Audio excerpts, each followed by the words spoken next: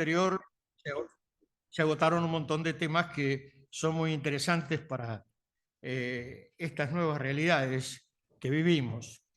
Tenemos un contexto de un mundo globalizado, complicado, disruptivo, complejo, en un contexto donde no queda ninguna duda que estamos frente a una crisis de civilización.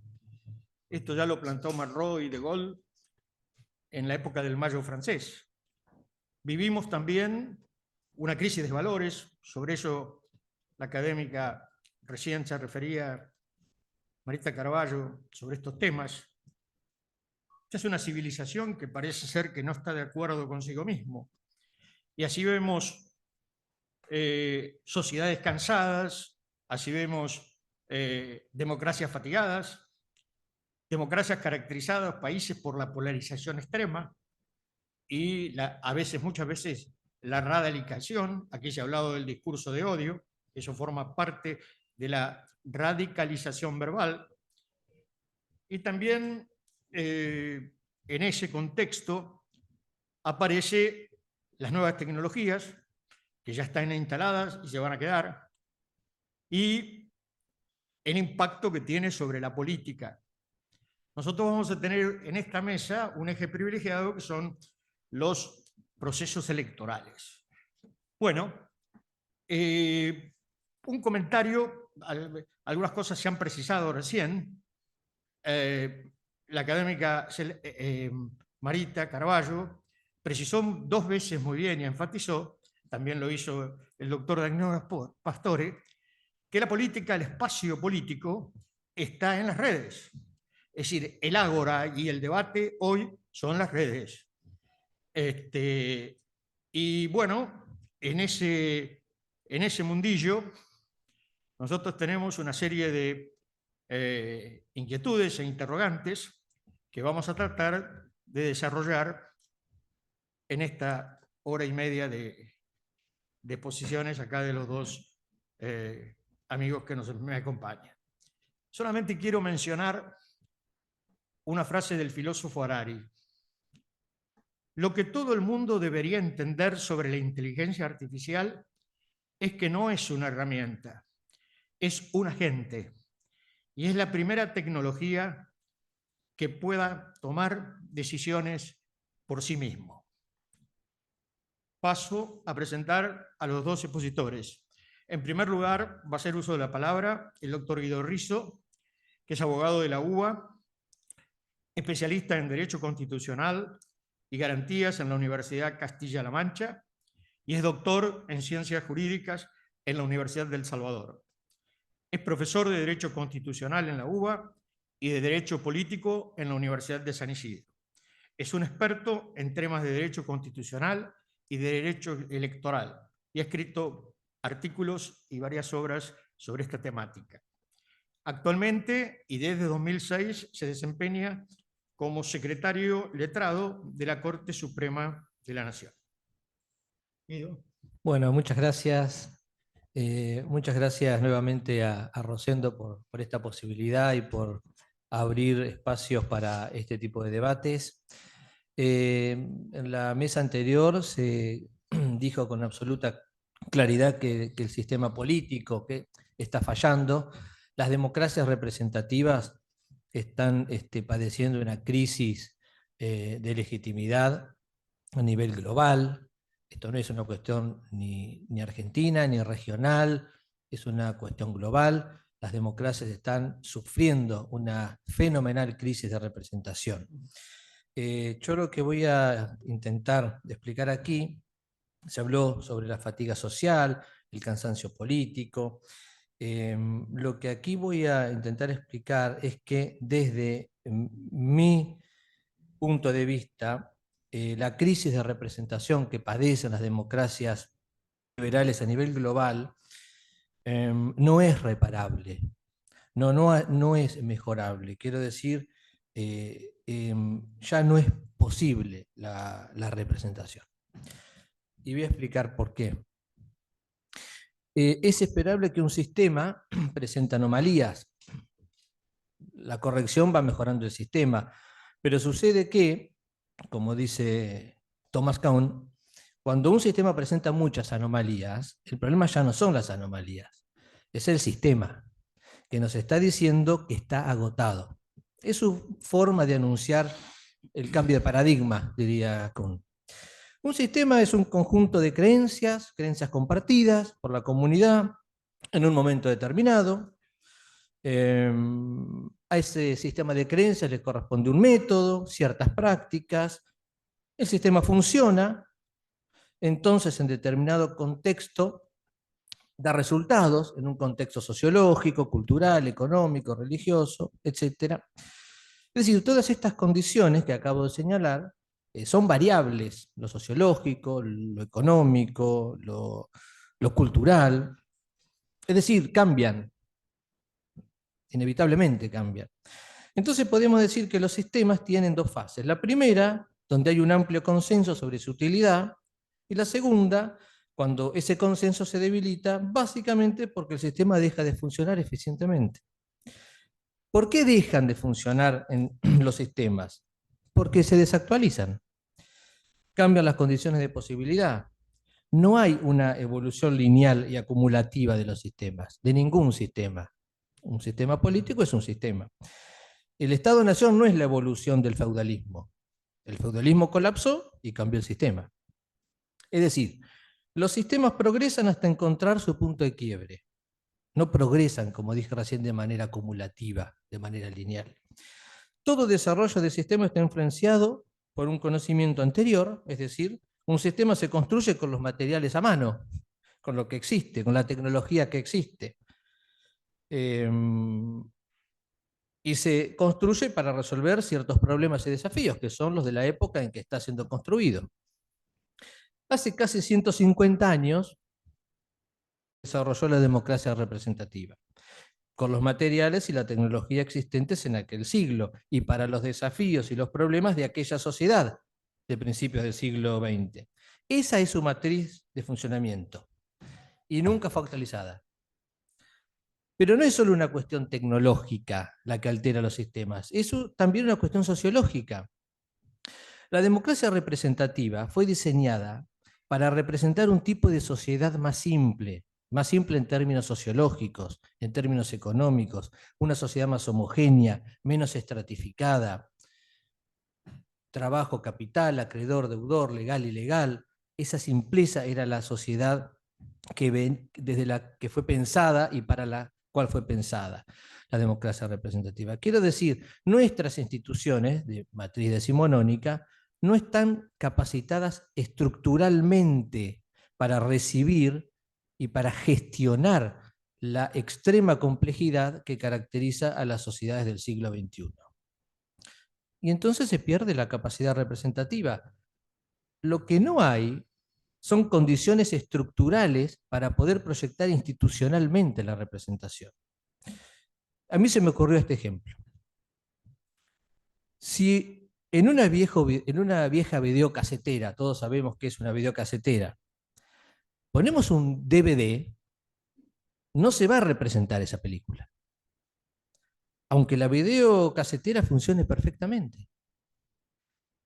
Porque la videocasetera está pensada y está diseñada para representar un sistema más simple y más básico como es el VHS. La sociedad moderna ya no es un VHS, tampoco es un DVD. La sociedad actual es Netflix, es YouTube, es el stream, y el sistema de intermediación política y las instituciones de la democracia representativa siguen siendo esa videocasetera. ¿Qué quiero significar con este ejemplo? Que no es esperable que el sistema de representación funcione. Y tampoco es un tema de reparación. La videocasetera no funciona porque no proyecta esa tecnología. Se desactualizó, cambió la configuración social, se complejizó en relación a lo anterior. Esto es un dato estrictamente empírico, es verificable sin mayores esfuerzos intelectuales. Sin embargo, están quienes se resisten a reconocer este déficit tecnológico y la transformación sociológica y cultural, y están quienes reclaman desesperadamente el cambio. Están estos dos grupos, los que se niegan y los que piden a gritos el cambio. ¿Quiénes se resisten a aceptar el fin de esta era? Las élites políticas. ¿Quiénes asumen esta realidad? Las grandes mayorías, que sufren en carne propia el colapso del sistema. La falta de respuestas, la acumulación de demandas insatisfechas, etcétera, etcétera. Para los pueblos es absolutamente evidente que el modelo representativo dejó de funcionar. Esta es la causa de todas las manifestaciones públicas y las protestas sociales que hemos visto y que seguiremos viendo a nivel global, en Latinoamérica, en Europa, los chalecos amarillos, Colombia, Ecuador, Chile, en fin, podría nombrar un montón de ejemplos. En suma, el punto más crítico y que cuesta asumir es que este modelo murió. No hay condiciones institucionales de tipo analógicas para representar los intereses complejos de la sociedad actual. La democracia liberal y los clásicos mecanismos de intermediación política y todas sus instituciones no son reparables, porque no es una cuestión de que funcionen mal. El nivel de complejidad de los intereses de la sociedad actual impide la simplificación de la identidad política que requiere el clásico modelo representativo. No se puede reducir nuestra complejidad a las clásicas categorías representables, y menos mediante una sola vía como el sufragio. Esta imposibilidad, yo le puse un nombre, se me ocurrió la hipertrofia del sufragio. ¿Por qué? Porque tiene que ver con la soledad institucional en la que han dejado el sufragio y la imposibilidad técnica del sufragio para habilitar el diálogo y representar el nuevo tipo de complejidad. La soledad institucional hace referencia a que todo aquello que sucede entre elección y elección carece de algún canal de vinculación entre la ciudadanía y sus representantes. Por ejemplo, en Argentina, la reforma constitucional del año 94, la cual yo considero la mayor responsable de todos los déficits institucionales que padece la Argentina, yo considero que ha sido una muy mala reforma constitucional, escribí un libro entero diciendo esto. Esa reforma constitucional no incorporó ninguno de los muchos institutos que existen en el derecho comparado que habilitan el diálogo permanente y el control externo al poder por parte de la ciudadanía. Sistema de asambleas, revocatoria popular de mandatos, modelo de mandato rotativo, modelo de mandato anual, instrucciones obligatorias, mandatos imperativos, referéndum derogatorios, por nombrar solo algunos. Es decir, debido a la inexistencia de otras opciones de vinculación entre representantes y representados, el sufragio se ha convertido en el único puente de comunicación formal y en consecuencia terminó sobrecargado de funciones y de expectativas. Todos sabemos que el voto periódico fue diseñado para aquellas primitivas sociedades de finales del siglo XIX. Entonces, esto fue sin duda un gran avance. Uno lo puede considerar necesario y revolucionario para la época, por supuesto. Sin embargo, ante la mirada de los ciudadanos de hoy, luego hablaré sobre las centennials y los nativos digitales, el sufragio quedó como un mecanismo deficitario a la hora de cumplir con su función de representación, comunicación y control. ¿A qué se debe esta dificultad del sufragio? Como dije, en primer lugar, a la falta de instrumentos concretos y mecanismos institucionales que lo complementen. Y en segundo término, los cambios sociológicos y tecnológicos y culturales que transformaron radicalmente a las sociedades. El sufragio se vincula funcionalmente a una concepción de ser humano y a una tipología de sociedad que literalmente no existe. Entonces, el sufragio que todavía tenemos fue diseñado acorde a la tecnología de la época y en relación a ese tipo de sociedad rudimentaria, que como les comenté, era una sociedad integrada por pocos grupos sociales y a su vez muy homogéneos internamente, ¿no? Sociedad que fue reemplazada por una absolutamente distinta en sus patrones constitutivos. Es por eso que aquello que se presentó revolucionario y necesario en su época, hoy deviene disfuncional. Sencillamente porque no fue diseñado para absorber, gestionar y trasladar a la dimensión política la hiperheterogeneidad que hoy define a los intereses y a las necesidades de las sociedades modernas. Entonces, ante la mirada de los jóvenes o de las sociedades actuales, el sufragio se desdemocratizó. Y yo pregunto, ¿la democratización del voto tiene que ver exclusivamente con la cantidad de personas habilitadas para ejercerlo? ¿O la democratización del voto está vinculada también a su mayor o menor capacidad comunicativa? ¿Cuán democrático es un mecanismo que reduce la complejidad de intereses de un ciudadano a un sistema cerrado y binario de sí o no? Nótese incluso cómo este sistema reproduce la estructura psíquica del fanático. Justamente el fanatismo es el estado mental caracterizado por una estructura cerrada que no admite matices ni diálogo. Y por ello funciona solo desde la adhesión o desde el rechazo a una idea. El fanático observa desde la perspectiva bidimensional del todo o nada, del sí o no, del adhiero o rechazo. Es decir, comparte la misma estructura del sufragio. Entonces, ¿qué grado de democratización le atribuimos a un instrumento que no permite comunicar plenamente aquello que el ciudadano quiere decirle al representante y que además niega los matices y el diálogo? ¿Es razonable esperar que una persona, especialmente los jóvenes, depositen su complejidad al todo o nada de un paquete propositivo cerrado que ofrece un candidato mediante un voto que además lo disuelve en una entidad distinta y abstracta como es el cuerpo electoral? ¿Le podemos exigir eso a un chico que hoy tiene 14 o 15 años? ¿Qué nivel de representación real tiene entonces ese voto? ¿Cómo hace el votante para explicar y comunicar toda su complejidad en un esquema binario y cerrado? ¿Es lo más apropiado en términos verdaderamente democráticos concentrar la participación ciudadana en una sola herramienta que además no cuenta con un diseño abierto y de diálogo? Para la generación Centennials, 14 a 25 años, hoy representan el 25% de la población mundial, esto es inadmisible. Es inadmisible. Los Centennials perciben cómo se democratizaron los procedimientos electorales de acceso al poder sin que esto haya tenido una correspondencia directa en sus vidas.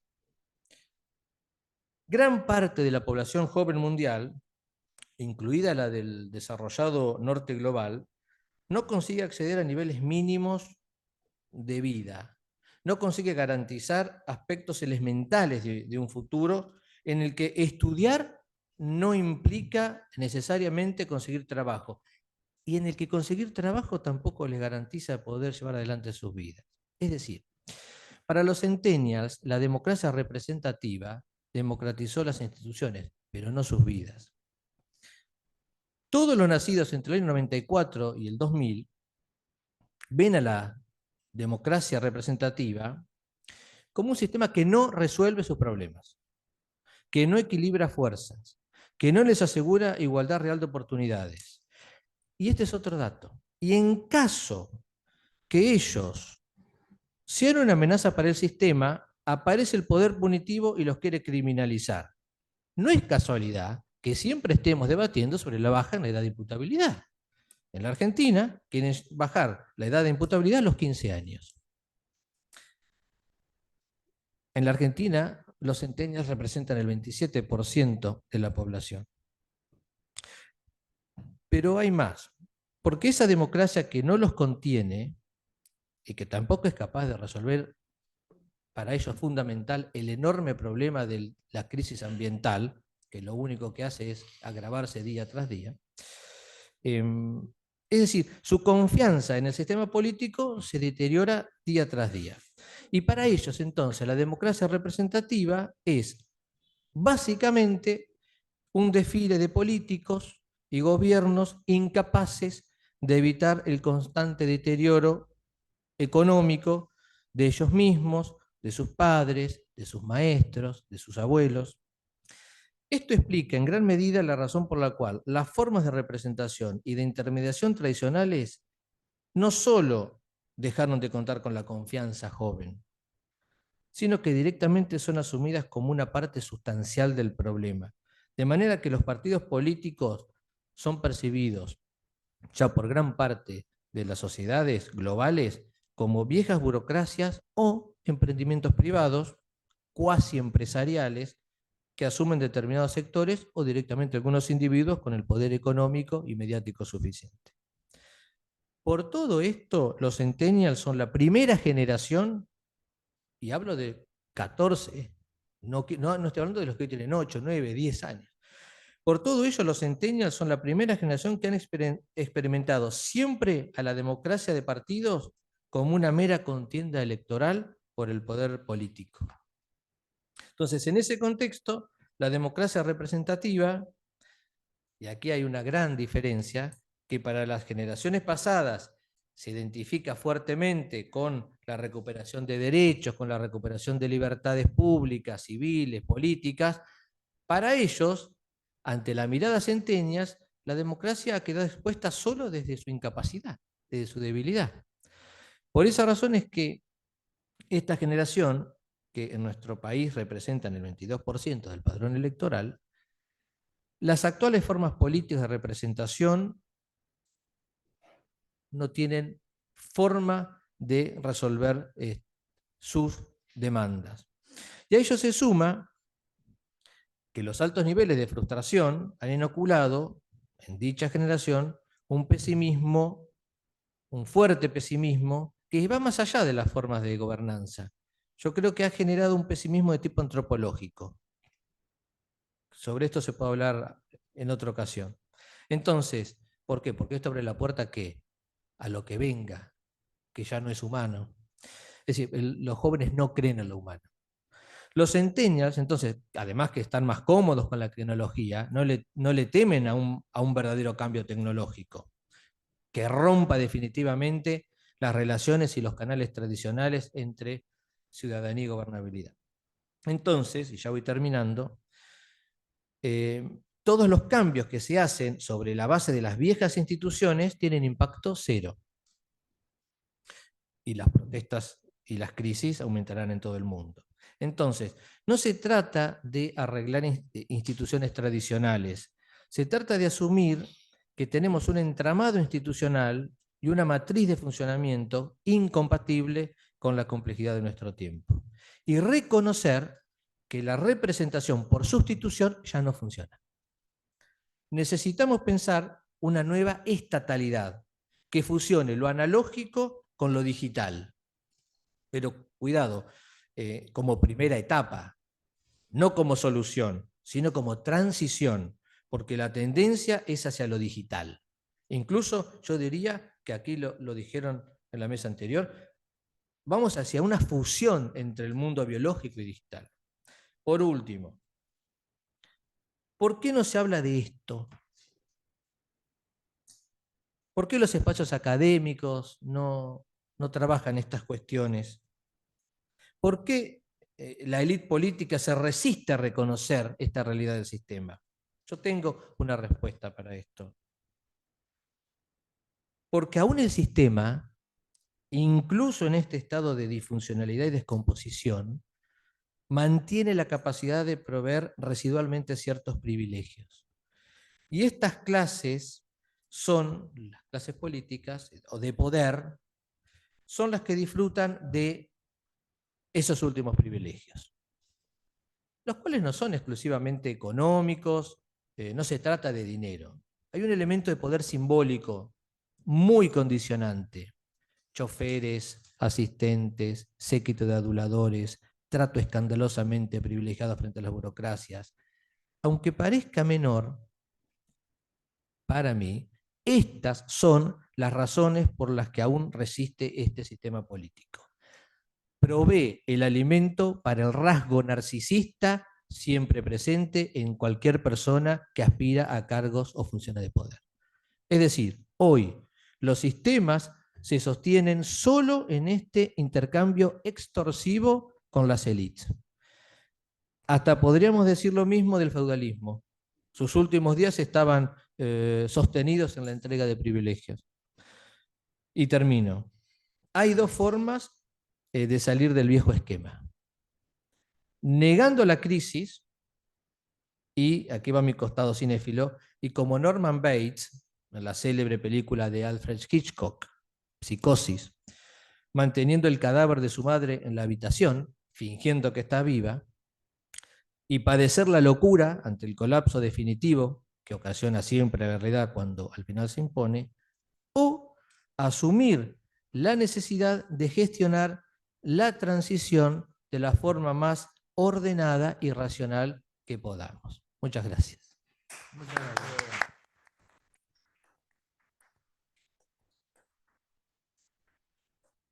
Bueno, a continuación va a hacer uso de la palabra el doctor Alejandro Pessot, que es abogado, magíster en Derecho Administrativo y Administración Pública por la UBA. Actualmente se desempeña como subdirector legal de la Comisión Bicameral de Comunicación Audiovisual del Congreso de la Nación. También en el Congreso de la Nación se ha desempeñado como asesor de la Comisión de Asuntos Constitucionales. En el ámbito docente, el doctor Pessot es profesor adjunto de la materia de Instituciones de Derecho Público en la UBA y titular de Derecho Administrativo en la Universidad de San Isidro. Es director del área cultural de la Asociación Argentina de Justicia Constitucional y se ha desempeñado anteriormente como director de Asuntos Jurídicos del Ministerio de Cultura de la Nación. Muchísimas gracias, Carlos.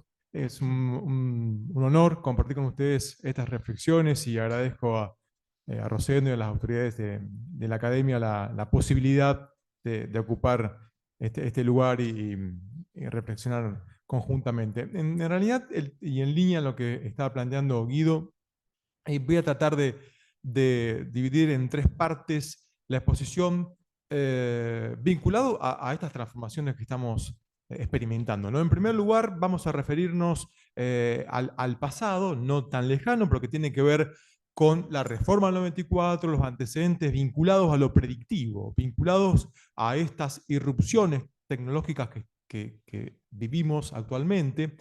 Después vamos a comentar algunas cuestiones vinculadas al escenario actual, a las profundas transformaciones que transitamos y vimos en la actualidad respecto a la irrupción de las redes y el comportamiento y la reacción de los usuarios de redes y el impacto en los partidos políticos y en la sociedad civil, básicamente.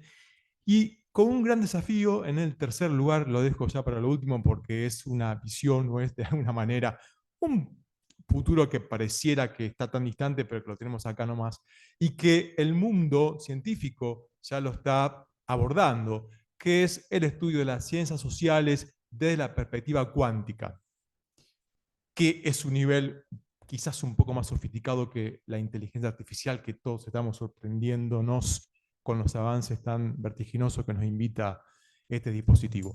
Bien, vamos a ver el primer punto. Aquí esto es muy revelador. Allá por el año 94, en el miembro informante de la Comisión de Participación Democrática en Santa Fe, estábamos en los preparativos de la Constitución. En ese entonces, Luis Cáceres, con absoluta honestidad, les habló a todos quienes estaban preparando el texto y les habló del compromiso hacia el devenir histórico, institucional. Y claro, describió de alguna manera el mundo que estamos viviendo actualmente. Es decir, tiene que ser un mundo, el que viene, que es el que actualmente estamos viviendo y habitando, donde nos tenemos que atrever a construirlo con las mayores garantías para poder ejercer dignamente los derechos que las cartas y los documentos nos deparan. Y casi sorpresivamente describió los actores políticos que detentan el poder. Él ya hablaba, esto es por supuesto que de fácil constatación, no más que ir a las sesiones, a la convención y a las reuniones, ¿no? Mientras se desarrollaba la convención constituyente, pero ella hablaba de los consorcios o agentes económicos internacionales que de alguna manera iban sin mayor dificultad a verificar o detectar gerentes zonales que iban a convertirse en presidentes, legitimidad o no democrática por medio. Afortunadamente podemos decir que tenemos y seguimos teniendo la continuidad constitucional como uno de los valores más preciados de nuestra historia constitucional.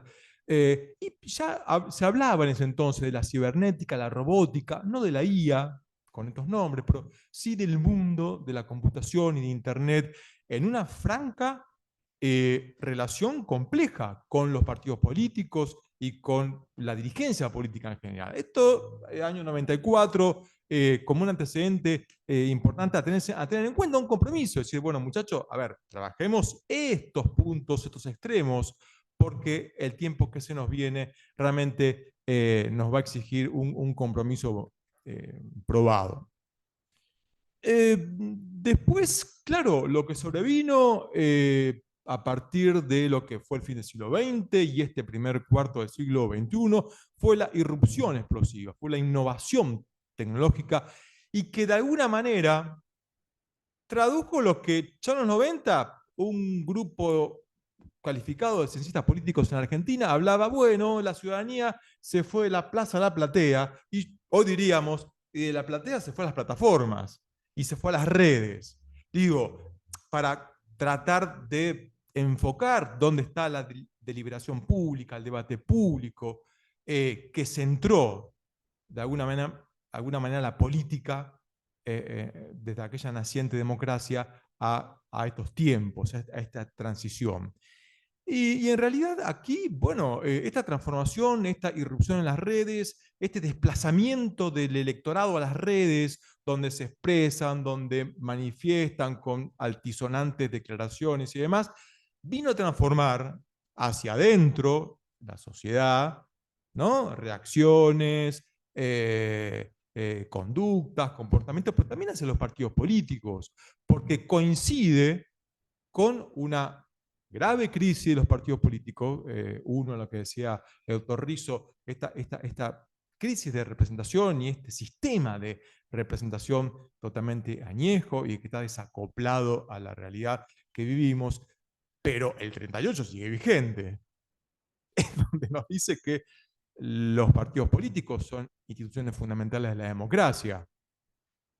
Nos atrevemos a ponerle un signo de pregunta frente también en estos tiempos la irrupción de youtubers, la irrupción de ONG de distinta naturaleza, de grupos, de tribus, urbanas, de distintos grupos humanos que totalmente disímiles unos con otros, fueron realmente transformando la fisonomía de la sociedad argentina en los últimos años. Y esto puso a los partidos políticos en un rol contra la pared, digamos, ¿no? Porque frente a esa fragmentación, frente a ese debilitamiento propio del partido político, también, como dice Alcántara Sáenz, un conocido, ¿no?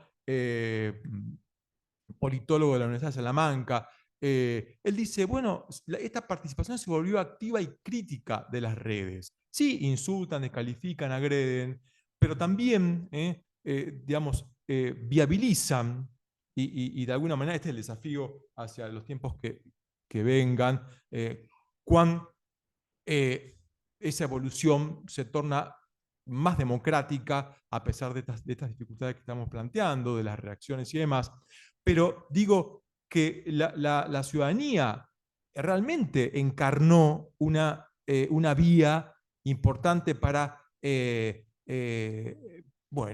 para requerir de los partidos políticos lo que aparentemente no son aptos para responder a las necesidades sociales y a las aspiraciones de los sectores sociales. En principio, porque pareciera que hay como un divorcio, y esto naturalmente lo venimos percibiendo como sociedad, que los partidos políticos se alejan como quien ve una embarcación alejándose de la costa, y lo perdemos, ¿no?, allá en el horizonte, salvo alguna excepción. Entonces, en tiempos de cercanía electoral, campaña, estamos a 5 días de las elecciones, entramos en la desenfrenada necesidad partidaria de, en tiempo real, entablar el vínculo dialógico con los usuarios y con los electores vía Instagram, vía streaming y las plataformas. Pero evidentemente, a ver, el desenvolvimiento, miren, mañana se cumplen 40 años de que Alfonsín promulgó la ley de los partidos políticos, la ley vigente. Ya teníamos otro antecedente en el gobierno de Ilía, sin mal no recuerdo. Pero quiero decir con esto, todo un símbolo, que en realidad el vínculo entre el partido político y la sociedad civil argentina y la historia argentina es de un proceso constitutivo y simultáneo. Digo, la sociedad de Argentina nació con los partidos y estos con la Argentina. Entonces, hoy, más allá de estas observaciones, críticas, llamémoslas como ustedes quieran, a las estructuras partidarias, hoy parecen viejas, parecen débiles, y encima le exige a la población mayor conducta, mayor actividad, y el partido tiene que ponerse hoy que, digo, para de alguna manera consustanciar lo material de la realidad de ese artículo 38, donde hoy sigue, digamos, a gritos, haciéndose escucharle el 38, que son fundamentales esas instituciones. El desafío del partido es ese. Sí, no postular candidatos a cargos públicos electivos solamente en términos de rendición de cuentas, en términos patrimoniales, en términos de enseñanza, de educación. Es un tren de educación, es una vía de cultura cívica, o debería serlo. Entonces, digo, fíjense todos los retos que tiene el partido político en estos tiempos de aguda actividad digital, ¿no? Y por supuesto que también hay un rol de líderes. Digo, el discurso y el líder, dos elementos esenciales del viejo esquema de los partidos políticos que conocimos hace tiempo, se redefinen. Digo, hoy los tradicionales discursos de los partidos más clásicos de la Argentina, tan extensos y tan sentidos, hoy se reducen en eslogan, en formatos, que encima, ¿no?, cuando se difunden, se viralizan por los medios o por las redes y demás dispositivos que estamos enumerando, bueno, está el riesgo de ser desvirtuados, de ser absolutamente confusos, y en ese mar de situaciones ambiguas, aún es más difícil que el líder, o quien se exprese como tal, aparezca con toda la fuerza y la credibilidad. Yo tenía un profesor que gritaba en clase, decía, creer, creer. Claro, que la fuerza de las instituciones está en la credibilidad. Alcántara de Sáenz dice, bueno, los partidos políticos son como una cáscara vacía. Entre el desencanto y la desconfianza, repito, entre el desencanto y la desconfianza, van de alguna manera navegando sinuosas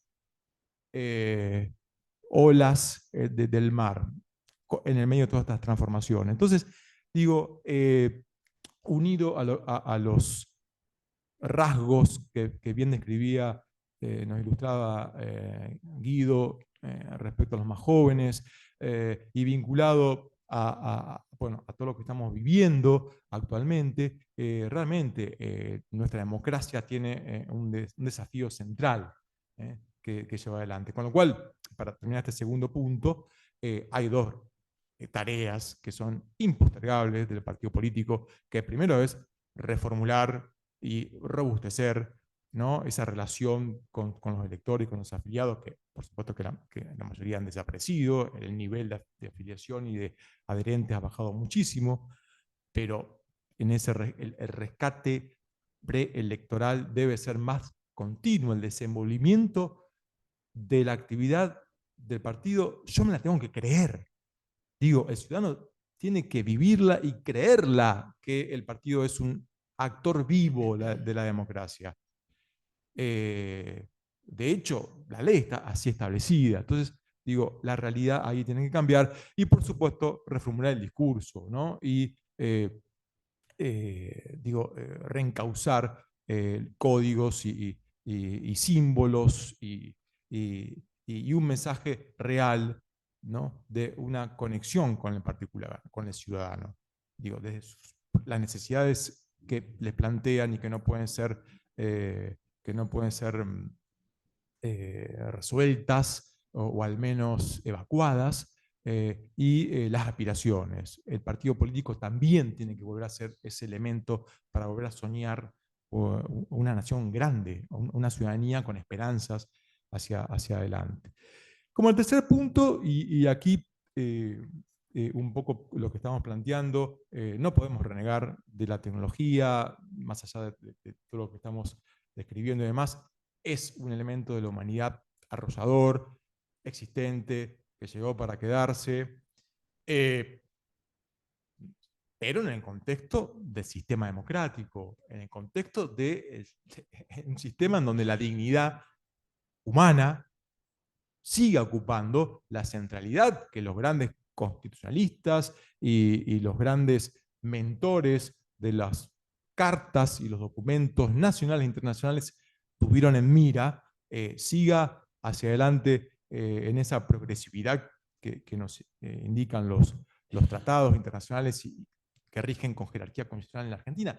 Entonces, digo, en el mundo, y como este tercer punto, lo trato de llamar y compartir con ustedes, es pensar los partidos políticos con perspectiva cuántica. Es decir, hoy prácticamente todos los ámbitos de la vida tienen una mirada tecnológica, con voluntad o sin ella, con o sin ella, porque es el mundo que nos toca vivir y que tenemos que ir moldeándonos a esas nuevas formas, como esos dispositivos también deben estar moldeados o regulados o de alguna manera adaptados al mundo que en principio parecieran querer conquistar, entre comillas, lo digo cada vez con mayor ahínco, desde los grandes consorcios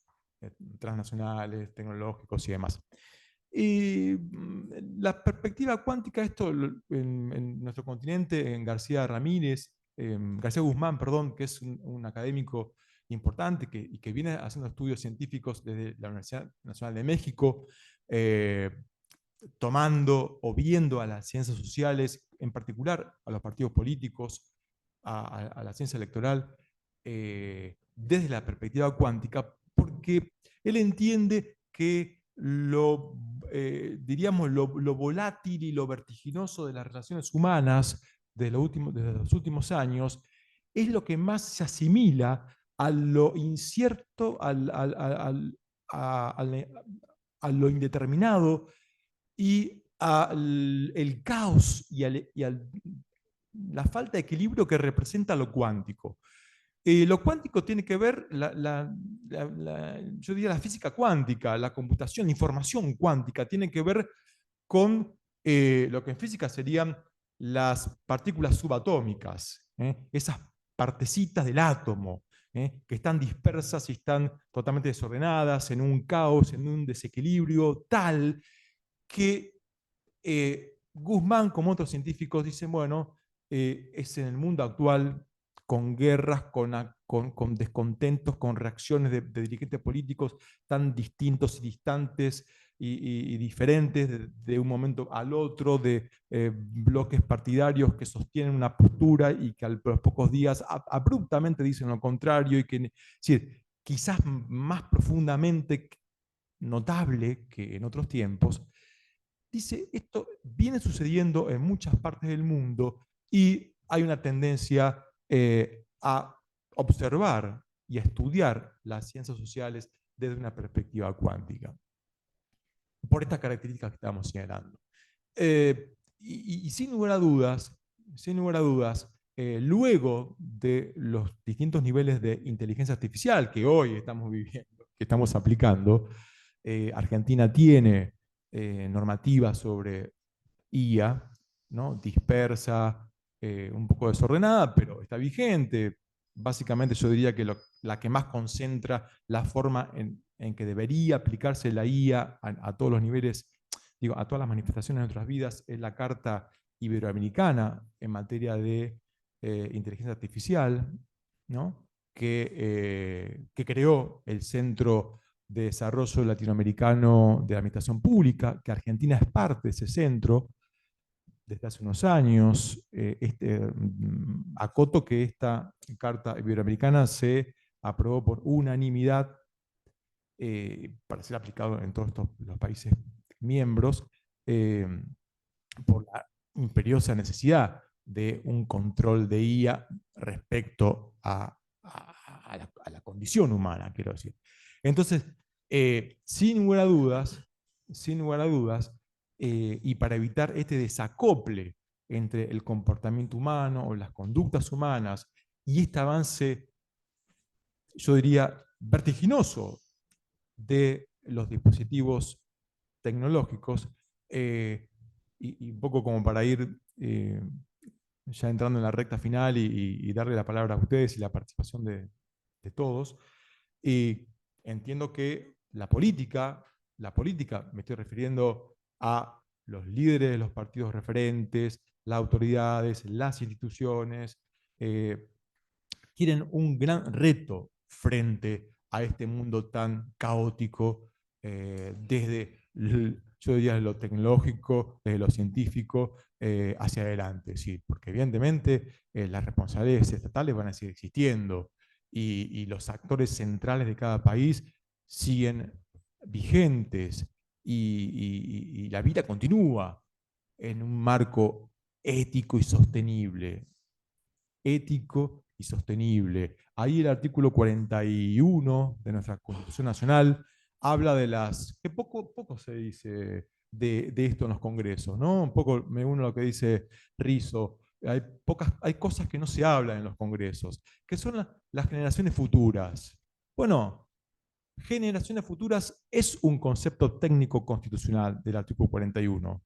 Y evidentemente, si no programamos, si no planificamos, tarea básica de toda administración, si no planificamos la política pública, la gestión pública, los partidos políticos hacia adelante, en el marco de esta compleja realidad que nos toca, bueno, yo diría que el futuro va a estar muy comprometido en un mundo donde tenemos unos cuantos objetivos para cumplir de la sustentabilidad hacia el 2030.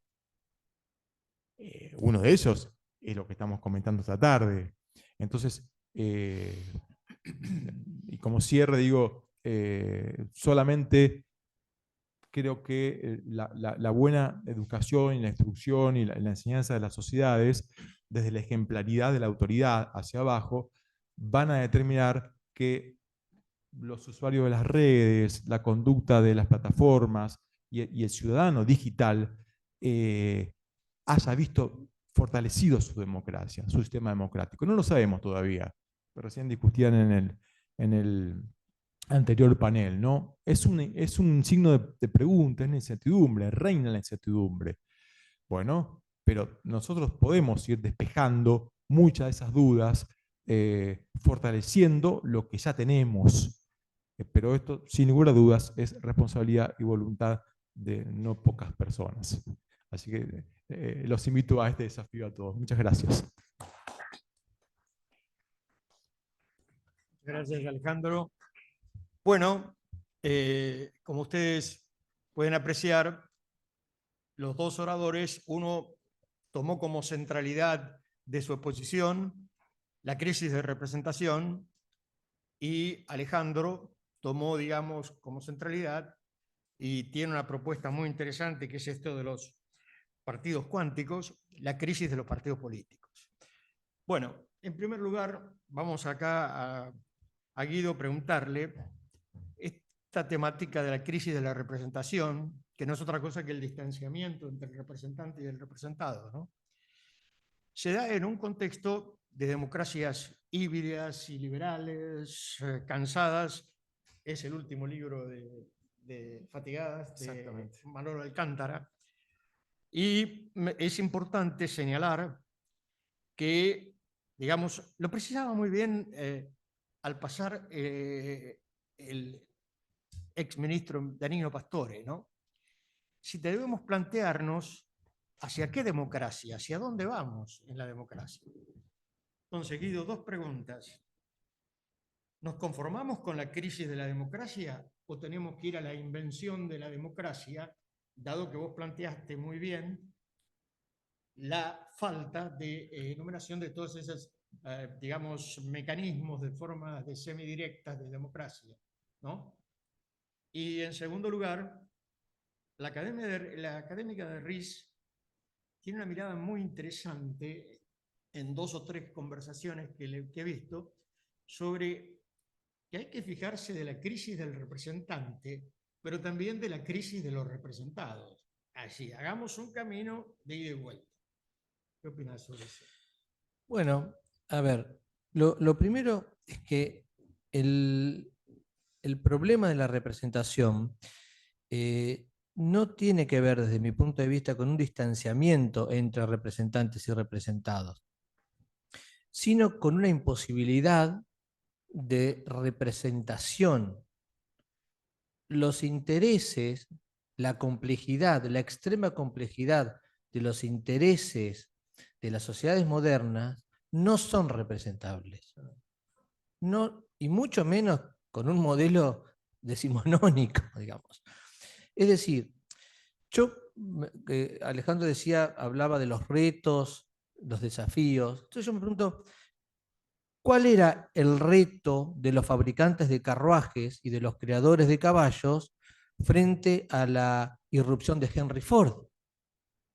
¿Cuál era el desafío que tenían los creadores de caballos cuando Henry Ford alineaba las máquinas para la fabricación en serie del automóvil? ¿Cuál era el reto, el desafío? Pues ninguno. O sea, hay que asumir que los modelos tienen un punto de esplendor donde su funcionamiento verdaderamente responde, y luego hay un ciclo y colapsan, es decir, no hay una evolución lineal y acumulativa de los sistemas. Esto es lo que yo sostengo. Los sistemas, como cualquier organismo biológico, tiene un tiempo de vida. Ese tiempo de vida está dado por las condiciones, los contextos. En los sistemas políticos, el contexto tiene que ver el contexto sociológico, cultural, son las condiciones de posibilidad, las condiciones de posibilidad. Por eso que un sistema político no se puede trasladar de un país a otro, como si fuese un jarrón que uno mueve de una esquina de la habitación a la otra. Igual que un árbol. Yo no puedo traer un árbol de la Patagonia aquí a la Pampa húmeda o al norte argentino, porque las condiciones de posibilidad de que ese árbol crezca y florezca son cero, porque no es el suelo que requieren, porque no es el clima, porque no es la altitud. ¿Sí? Hay condiciones de posibilidad que hacen a que un modelo funcione durante un tiempo. Cuando esas condiciones cambian, entonces el modelo debe cambiar. No podemos forzar nosotros el cambio cultural. No podemos decir, el problema es que sociológicamente hay cambios. Culturalmente es a la inversa. Quien debe aceptar que, diga, a ver, Yo puedo ser nostálgico y tener guardada la videocasetera que me regaló mi padre, porque me la regaló mi padre, pero no me sirve para nada. Es un artefacto ahí en una repisa. No va a representar nada. Porque ahora el contexto implica que yo miro Netflix. Entonces, la videocasetera sigue funcionando. No hay ningún fusible que no funcione. No hay ningún transistor que ande mal. Pero cambió la tecnología, cambió el registro social. Entonces, nosotros somos, nuestro sistema político es una videocasetera. Y la sociedad ya no es un VHS. Ya no lo es. Cambió radicalmente el tipo de intereses, la heterogeneidad, la hiperheterogeneidad que tienen las sociedades actuales, no son representables, al menos con este modelo, tal vez se puedan representar con otro, yo no lo sé. Por eso digo, es muy rudimentario. Cuando hablo del sufragio, que ha quedado en la más absoluta soledad, uno tiene que entender que para una persona que hoy tiene 14 años y que de repente ve personajes a la distancia y que dicen, sí, yo adhiero a tu propuesta económica, me gusta tu propuesta en materia de salud, pero me espanta lo que decís en materia de energía o en materia tecnológica. Yo quiero lo que usted me dice en materia social, pero no quiero lo que usted me propone en materia de educación.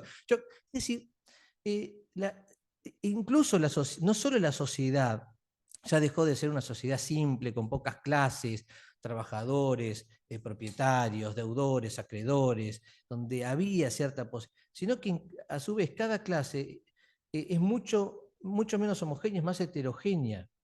Es decir, yo no veo la posibilidad, este modelo claramente no tiene la capacidad para representar, pero no veo hoy de qué forma se puedan representar en la dimensión política la complejidad y el tipo de intereses que constituyen a las sociedades modernas. Ese es el punto de quiebre en donde no, no, no es una cuestión de ponernos a pensar cómo arreglamos esto.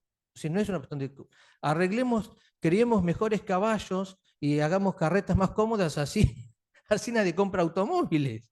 Eso no es viable, ¿no? Esto es lo que yo intento significar, pero esto es en defensa de la democracia, cuidado, porque justamente lo que yo sostengo es que el problema es que todos estos intereses que no consiguen representación con este modelo,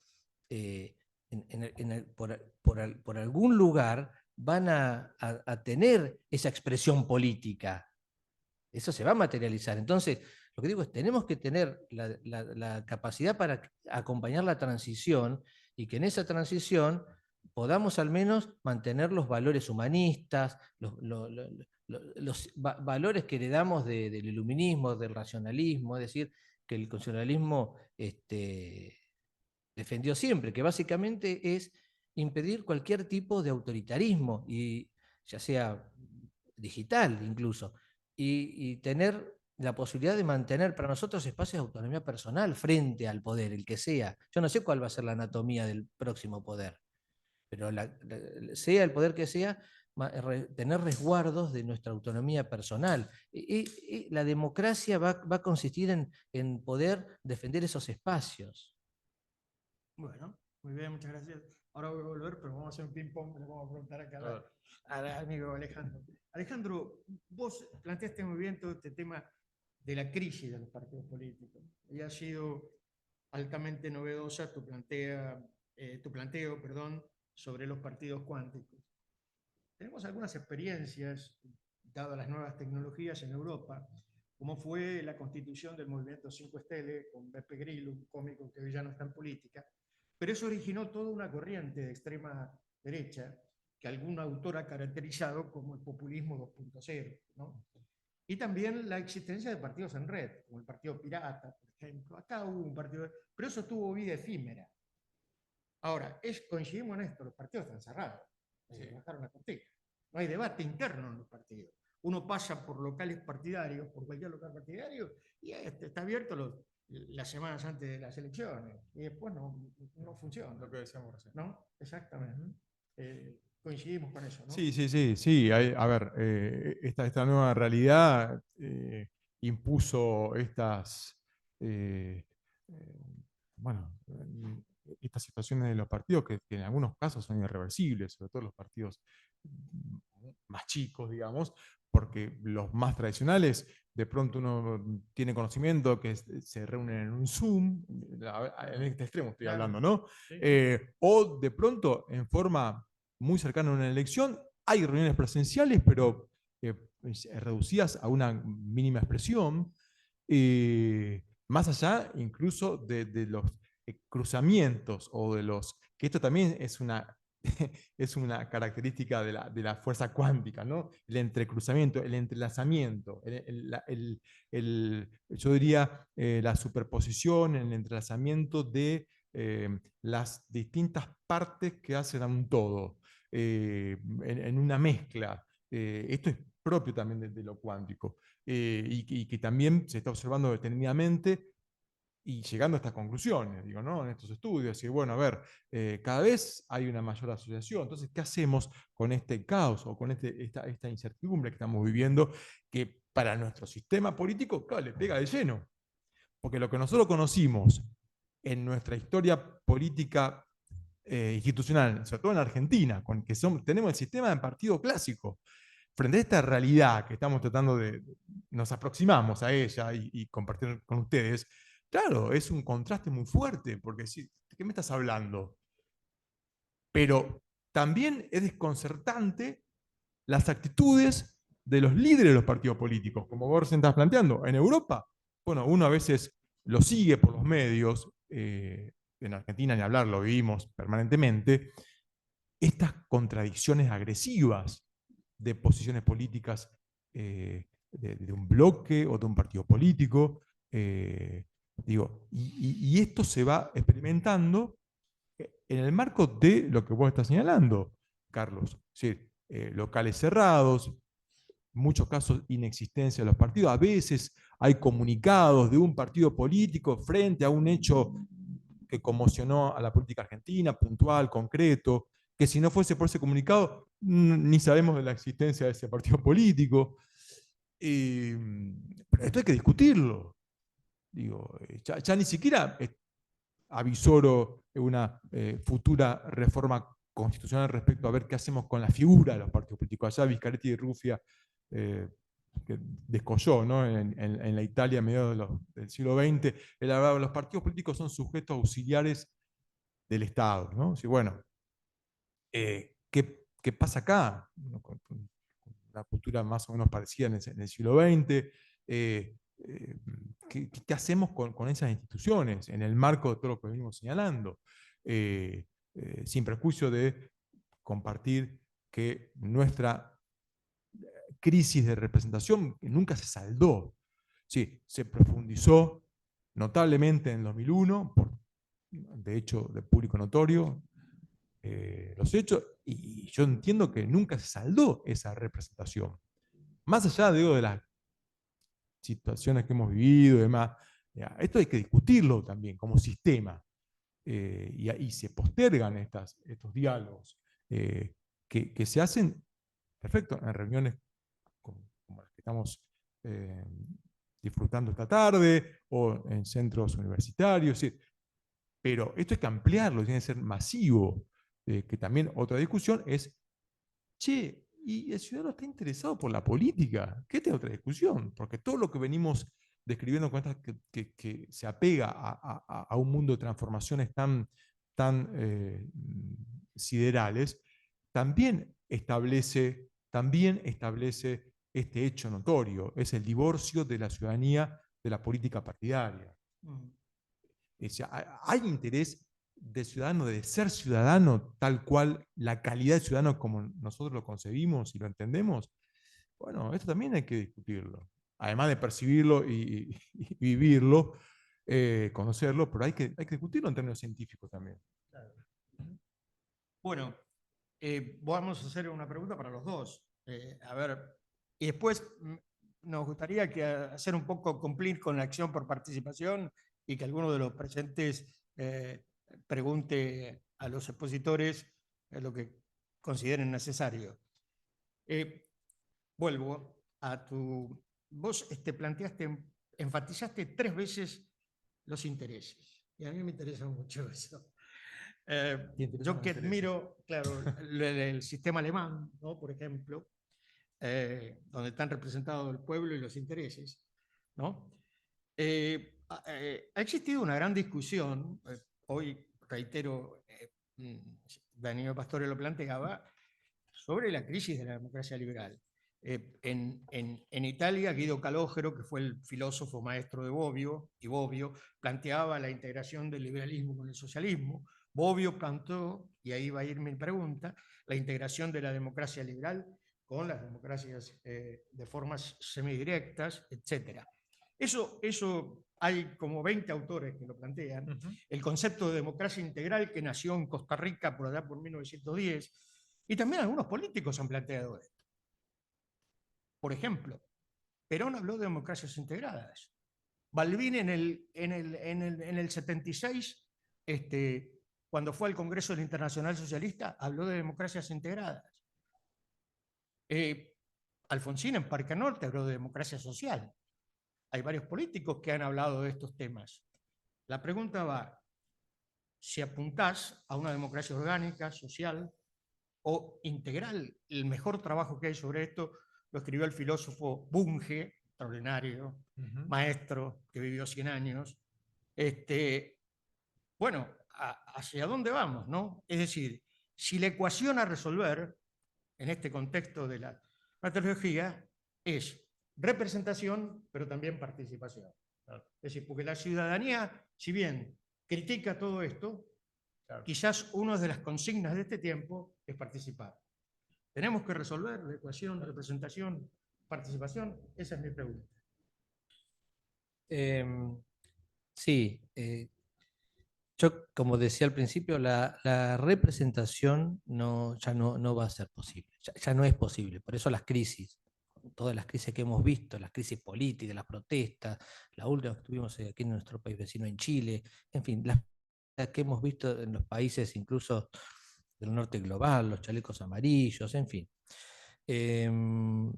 Cuando hablo de la complejización de los intereses, de la extrema complejidad, me refiero a que el sistema político ordenaba o se aplicaba desde y para un tipo de sociedad más simple en términos de estratificación de clases sociales, en donde la persona era trabajadora, iba a la fábrica. De modo que entonces el Partido de los Trabajadores me representaba, ¿no? Sucede que ahora yo soy trabajador, pero además de trabajar soy vegano. Y además también está el Partido de los Trabajadores que representa al trabajador, pero que hacen un asado cada vez que hacen una reunión política.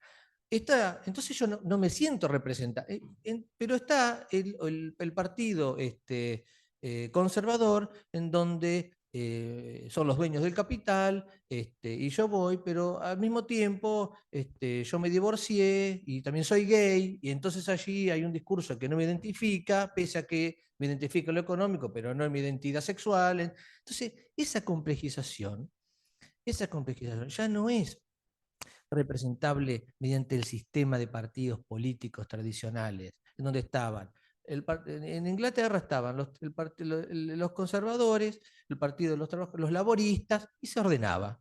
En Estados Unidos, los republicanos, los demócratas, y más o menos se ordenaba. Hoy ya se ve como dentro de los demócratas hay ya tensiones, dentro de los republicanos hay tensiones. Eso es la crisis, y es un sistema del que todavía aguanta más. Esa complejización de los intereses cada vez va a ser mayor y no va a lograr un sistema de identificación partidaria. Entonces, como la representación ya no es posible, vamos a la participación, a una democracia participativa. Sucede que nosotros tenemos modelos pensados estrictamente desde la representación. La reforma constitucional del año 94 fue una reforma hecha por la élite política fue un traje a medida de los representantes. No fue una reforma hecha para los representados, fue una reforma hecha para los representantes, artículo 38, 37, se concentró más el poder, en fin, todos sabemos ya. Es decir, entonces la participación está acumulándose cada vez más. Ese es el colapso que estamos viendo de forma gradual. El modelo se ha convertido en una trampa para las sociedades. Y las sociedades son procesos sociales, se manifiestan. Entonces, la manifestación tiene que ver con la crisis de representatividad, con la deslegitimación de la democracia y con los niveles de protesta social y de conflictividad que hay en el mundo. Muy bien. No, estoy escuchando atentamente lo que decía, pero un poco para articularlo con mi mirada. Y yo creo que en esta transición, perdón, decía que articulando la postura de Guido y lo que describía, de alguna manera se condice con los primeros estudios de esta perspectiva cuántica de la política. Y porque estos estudios están en una situación preliminar, digo, tanto García Guzmán como los demás científicos que profundizan en estos estudios, están ahora, digo, en estos tiempos desarrollando las nociones conceptuales más elementales.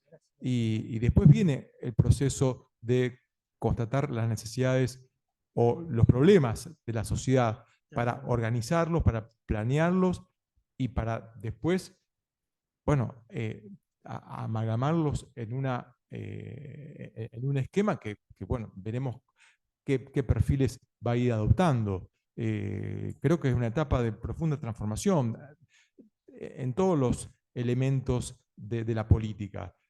Cambió el perfil del elector, ¿no? A partir del uso de las redes tan intensivo. Está cambiando lo que venimos señalando esta tarde, la figura del partido político y sus roles, y está cambiando también las vías, cómo encauzamos, como decía Arsenguido, si bueno, en algún momento se contiene esa participación, que por algún momento, en algún lado va a salir, veremos de qué forma, cómo se canaliza, cómo el sistema, cómo los actores en esta complejidad que nos puedan entender a todos, porque la estamos viviendo mientras tanto, irónicamente, ¿no? Lo digo casi a un límite de sarcasmo, más que nada, pero sinceramente estamos en una evolución que vamos a ser testigos, o estamos siendo testigos. Solamente eso. Muy bien. Bueno, me parece que sería importante abrir una ronda de preguntas para que alguno de los presentes que quiera formular un comentario, una pregunta. Marita.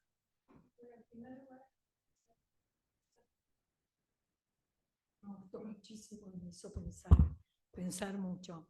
Una pregunta que yo me hago escuchándolos es, ¿no barajas una posibilidad de que también pueda haber algún tipo de backlash en este sentido? Hablamos de la sociedad como algo que satisfaga tantas cosas y yo soy completamente autónomo y bueno, pero si no tengo nada que me contenga, llega un punto que tenés que ser muy fuerte para también tolerar todo eso.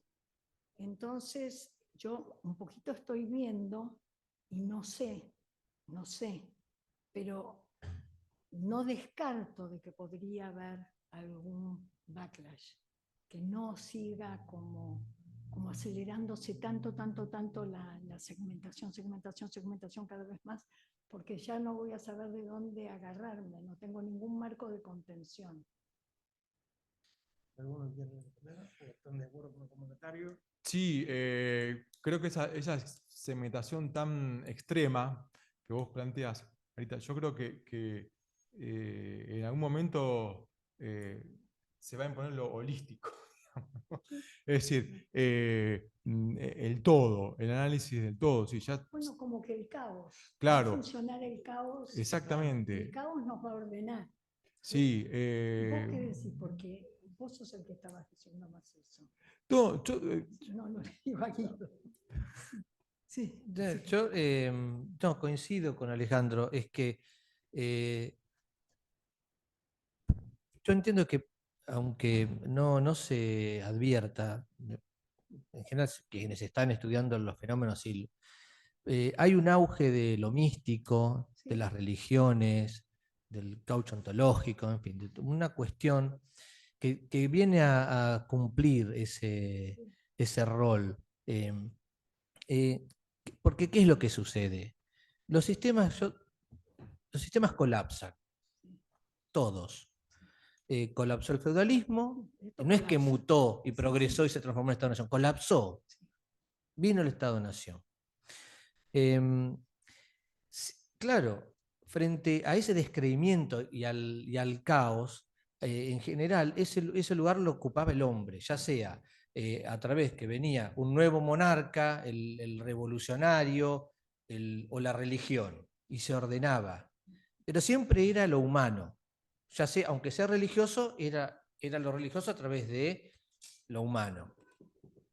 Lo que yo noto ahora, lo que yo estoy diciendo, no lo dije acá, pero sí lo he escrito, es que por primera vez, por eso dije lo del pesimismo antropológico y del pesimismo moral, por primera vez vamos a estar frente al colapso de un sistema en donde va a haber una opción no humana, que no es ya la religión o unos revolucionarios que cambiaron el... La inteligencia artificial cognitiva, etcétera, etcétera, etcétera, es por primera vez una opción. En la historia, por eso es que no hay precedentes históricos de esto. Siempre, frente a cada cambio de era, frente a cada colapso, no nos quedaba otra que apelar a nosotros mismos. No nos quedaba otra. Uno de nosotros que decía Dios, Alá, Mahoma, o quien sea, o uno de nosotros que decía yo soy el sultán, el rey, Ahora es la primera vez que se nos presenta la posibilidad de ordenarnos mediante un elemento no humano. Y esto sucede en un momento de una fenomenal crisis antropológica, donde hay un pesimismo antropológico, donde yo insisto en que los jóvenes no creen en lo humano, no creen en lo humano. Eh, y hay una fascinación por la tecnología, y hay una verificación de las posibilidades de la tecnología, y donde no advierten que la presencia de la tecnología les resta libertad. Cuando un joven, cuando un chico que hoy tiene 10 años, hace que Netflix o quien sea elija la película por él no se siente menos libre porque un algoritmo eligió una película por él. Porque este nene de 10 años ve al algoritmo como una extensión de sí mismo, es una extensión de su personalidad. No advierte que está cediendo libertad. No, ese es el nuevo concepto de libertad, que va a cambiar. Nosotros el término libertad lo heredamos de la Revolución Americana y Francesa. Tiene 300 años, va a mutar. Esa libertad que nosotros conocemos va a dejar de ser y va a pasar a ser esa otra libertad, donde yo soy también ese algoritmo que elige por mí, que decide por mí, que legisla por mí. ¿Por qué no puede legislar por mí ese algoritmo? Si la película que eligió me encantó. Bueno, esto es una opción que por primera vez aparece en el registro histórico. Y creo que nosotros indefectiblemente vamos hacia ese lugar. Vamos hacia ese lugar. Es una cuestión de tiempo. Podemos resistirnos por este mecanismo extorsivo narcisista, pero vamos hacia ese lugar. Entonces, lo que yo vengo sosteniendo es, ordenemos la transición. Hagamos que la transición eh, sea lo más racional posible, que el camino por lo menos tenga todos los elementos y los valores del humanismo. Eso es lo que podemos salvaguardar, ¿no? Es cierto, estamos en un banco de niebla, no nos vemos con mucha nitidez lo que está en la otra orilla, pero la vieja orilla ya la dejamos, estamos a mitad del río o más. Entonces ya no podemos regresar. Nos espera la otra orilla, allí hay otra cosa. Entonces ese viaje, esa transición, hagámosla de la manera más humana en el buen, sentido de la palabra humana posible. ¿Alguna otra pregunta, comentario que uno de los presentes quiera hacer? Sí, por favor, usted. A ver, espera un minuto, por favor.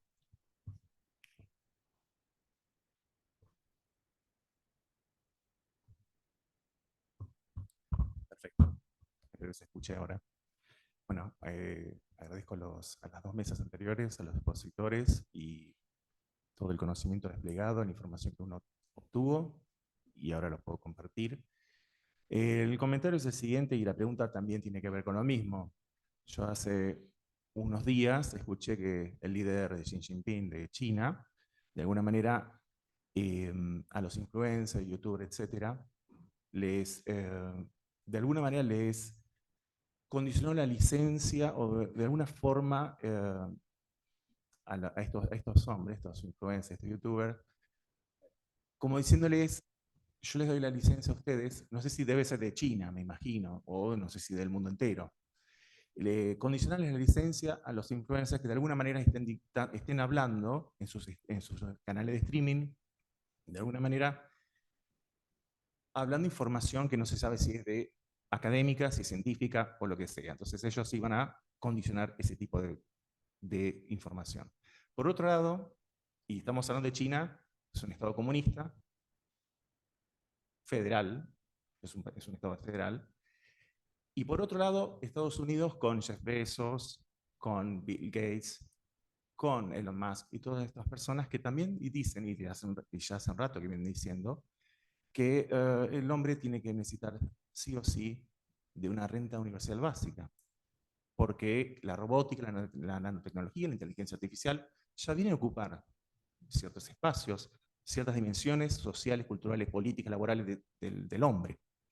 Esto me recuerda a mí también que los alemanes, como el filósofo Ernest Jünger, como Sartre en su momento, como Carl Schmitt, como varios, Max Weber cuando habló de la jaula de hierro, cuando el hombre se enajena en la tecnología, yo lo veo bien, obviamente acá se habló de que ya viene, es lo que hay, y uno tiene que saber vivir. Uno tiene que ser también curador de la inteligencia artificial. Uno no puede dejar a libre explícito, o sea, como si fuese un oráculo que hable y ella determine lo que uno hace o deja de hacer. Entonces, mi pregunta, y hablamos de la democracia, de una democracia integral, ¿no serían como dos lados opuestos Estados Unidos con las corporaciones privadas, multinacionales, China, por otro lado, y otros países seguramente, que ya tienen la conducta, ya tienen la forma de regular seguramente el tema de la inteligencia artificial y otros aspectos más, que no lo estamos viendo, como el del pensamiento cuántico o la inteligencia cuántica o la física cuántica? ¿No son como tecnocracias? ¿No estamos llegando a una especie de nivel de tecnocracia donde uno, por más que tenga un dispositivo, accede a la información? ¿Es cierta, como se dijeron en un momento?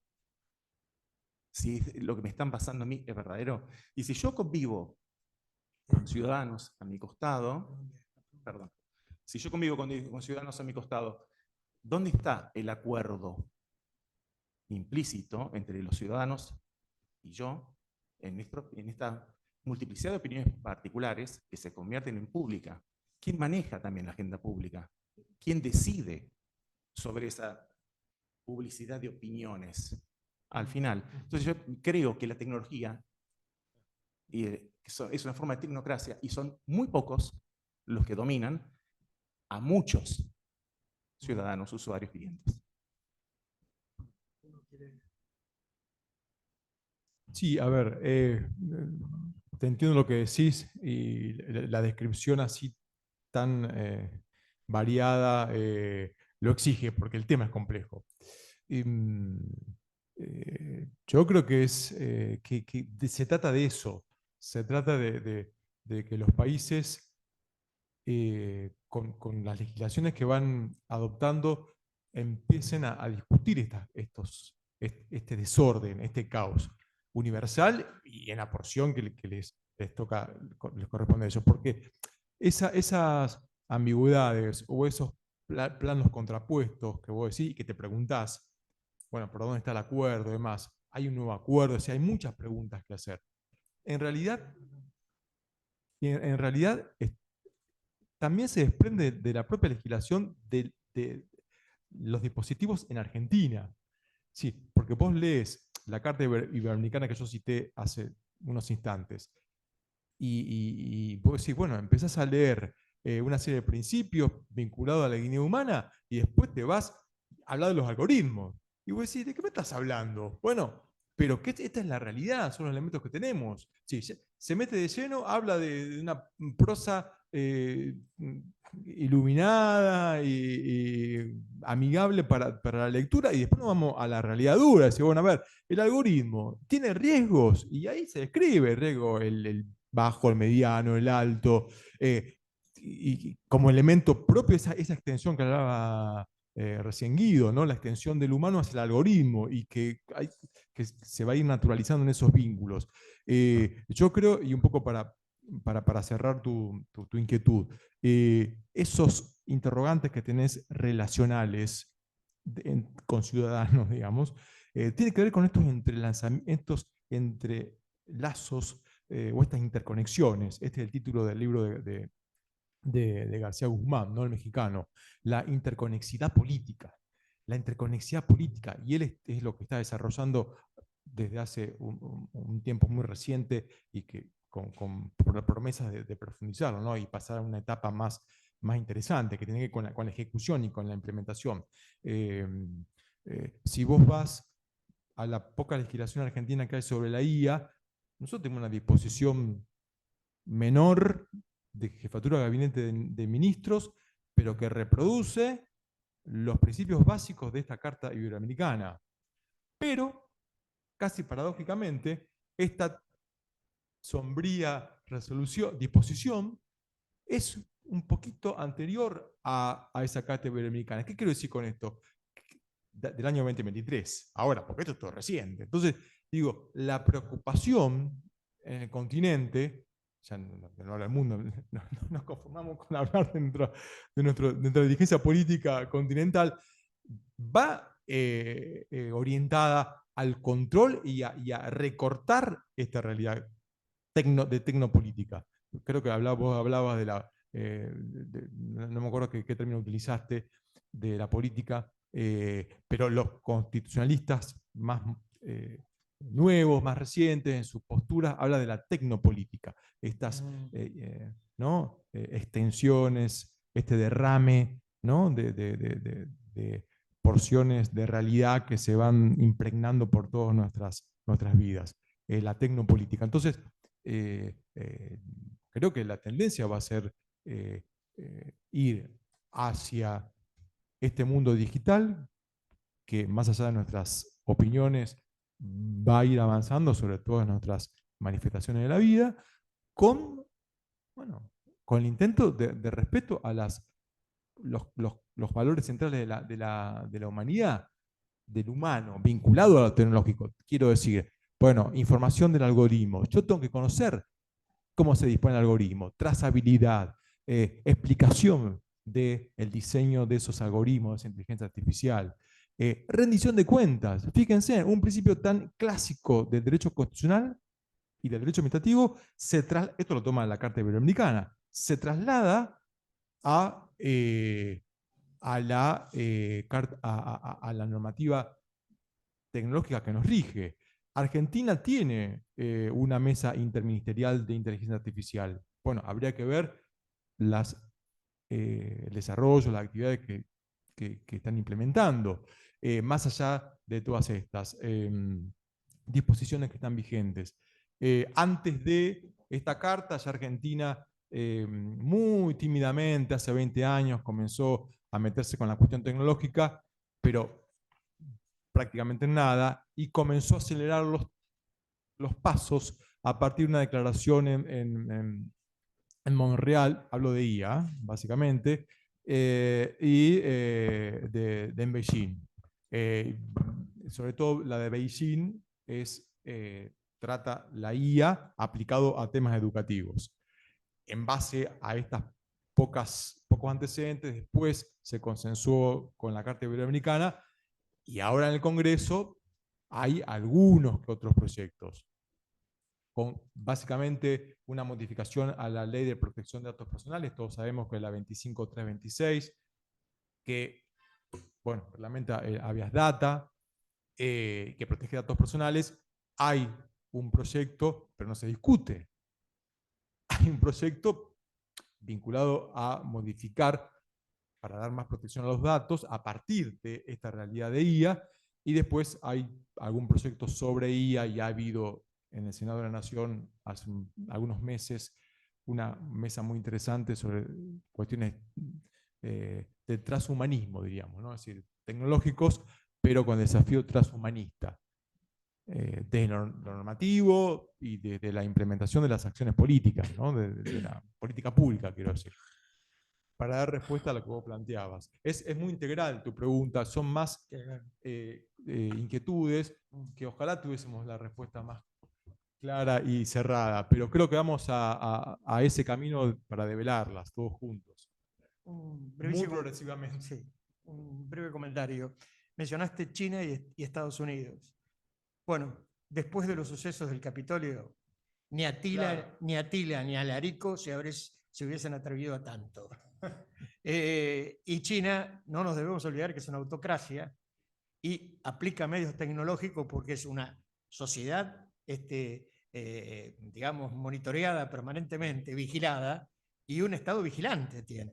Entonces, ahí se aplican las tecnologías para los procedimientos autoritarios y autocráticos, ¿no? ¿Quieres responder algo? No, yo simplemente lo que agrego algo muy corto, es que todo lo que nosotros podamos hacer en términos institucionales, con la matriz que traemos, va a quedar en ridículo frente a lo que nos espera. Es decir, toda la respuesta institucional, legislativa, tratados internacionales, cartas, todo eso va a quedar en ridículo. Como que hoy queda en ridículo el derecho penal cuando intenta entender cómo hackearon desde un lugar en Kazajistán a dos bancos que estaban en Houston. Sí, no hay manera. Yo entiendo que nos aferramos y que elijo creer, como decía Scaloni, ¿no? Pero lo cierto es que nuestro sistema, nuestro modelo, no tiene ninguna posibilidad ni para contrarrestar, ni para dar respuesta, ni para resolver. Somos como inició cuando Kubrick nos mostró el principio de 2001 sobre el espacio, los monos que de repente cae algo del cielo y empiezan a mirarlo así como sin entender. Nos estamos comportando así. Toda la respuesta institucional que nosotros vamos a dar a lo que viene va a quedar en ridículo. Ya lo estamos viendo. La tecnología que existe hoy deja en ridículo a la institucional que tenemos hoy para controlar, todos sabemos que hackean el RENAPER, hackean la base de datos, y hay legislación que establece que es un delito, hay tribunales con jueces para que juzguen a los delincuentes, hay leyes, normas, decretos, pero sucede, es decir, y va a suceder. Si esta va a ser nuestra respuesta, bueno, estamos entonces cruzando hacia la otra orilla totalmente desordenados. Bueno, ¿alguna otra pregunta? Bueno, creo que dada la hora, como hemos cumplido con la tarea, pienso que por ahí necesitamos un nuevo humanismo o por ahí necesitamos una nueva ilustración, pero sin olvidar ni perder de vista siempre que la esperanza muere muchas veces, pero renace otras tantas. Quiero destacar la presencia del profesor Hirasako Kikuchi, politólogo de Japón, que ha publicado varias cosas sobre la Argentina, artículos y libros, pero también está realizando por estos días, primero en Córdoba y ahora en Buenos Aires, una serie de investigaciones sobre el funcionamiento, ¿no?, de las PASO, suspensión de las PASO y también por la implementación de la boleta única del papel. Muchas gracias, profesor. Bueno.